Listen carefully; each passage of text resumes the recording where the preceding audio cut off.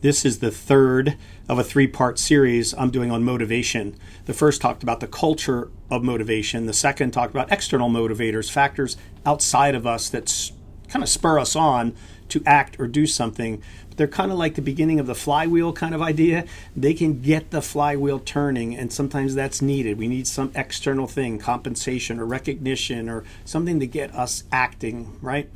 But then in order to keep the flywheel going, we need something that's self-generating, something more internal and less external. And so I want to talk about those. You rarely get a negative sort of side to internal motivators because you choose them. External motivators are often chosen by others, but internal motivators are chosen by us. So they matter to us and they're important and rarely negative to us because they're ours. So here's a few.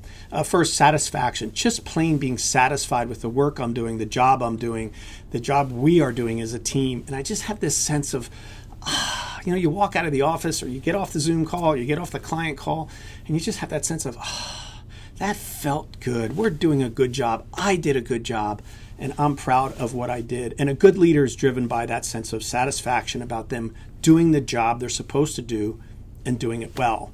So I'm hoping you find a sense of satisfaction in your work and in the activity that you're doing, because that'll keep you doing it and keep the desire going for you to do it. Second, what I want to talk about is your development of others. Instead of just seeking your own reward, the internally motivated leader thinks about rewarding others and recognizing others. It stirs them, it excites them. They watch people around them grow and develop and get better and take on positions of leadership, and they kind of point over and look and say, I helped that person I helped her get there, I helped him get there, and I feel so good about that.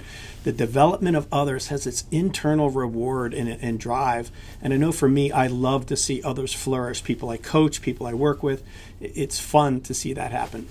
A third internal one that's really important, and Bill George in his work, True North, that I mentioned in the second clip, mentions these that I'm talking about here and has some great things to say about them. But he talks about finding meaning. And first, this is for yourself. Work has value for me. Regardless of whether it's a win-loss kind of week, regardless of whether I got to do everything I wanted to do or got it done, I walk away and I say, I'm bringing value. And I feel that. I'm doing what I'm supposed to do with the gifts that I have, with the experience that I have, the passions I have, and I feel good about it. And it has meaning to me. I'm contributing in some way to the group, the culture, the neighborhood, the church, the hospital, whatever, wherever you work.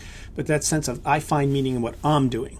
Okay, I love that feeling. That motivates me to want to keep doing it over and over because meaning matters to so many people. Another internal motivator is when the work I'm doing aligns with the beliefs that I have. I'm acting out of principle, not just to get a promotion. I won't do anything ends justifies the means kind of stuff to get to the top or get to the next rung on the ladder. I remain true to my beliefs. And as long as I can walk away, so to speak, again each week and look back and reflect on my work, and if I've been true to my beliefs, everybody makes mistakes, but generally speaking, I've been true to my values, my beliefs, my faith, if you're a person of faith, or if you just have a system that you say, these are my values that I hold dear. I was true to them. I acted consistently with them. I worked hard and I held them. I feel good. And I want to be at a job and in a work environment that allows that and honors that my beliefs and my values align with the organizations, and we all do better because we're being true to those beliefs. And the last one is not just making a difference for myself and having value, but making a difference in the world. To really see the impact globally sometimes, or in the neighborhood, or in the community, or through a new drug we're releasing in our pharmaceutical company, or in a new policy that's being created for a local community that allows people to freely act or work or do something they had been hindered from doing. This sense of the world is better because I showed up this week, or I did this job, or I made this decision. Those things get me excited. So here's what I'd like you to do. I'd like you to think, having maybe looked at all three of these clips, just to journal a little bit or write a little bit and ask the question, what is driving me today? What drives my team? How am I motivating people? How am I motivating myself? What is it that I'm trying to eventually get to be internal that keeps that flywheel going? And what external things sometimes are helpful for my team or for myself to kind of give me a nudge?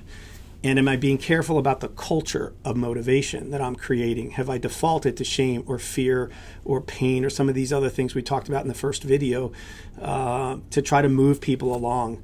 Have I sort of bowed to that instead of holding my standards and doing something more positive, more encouraging, and ultimately more motivating? I hope the series has been motivating to you.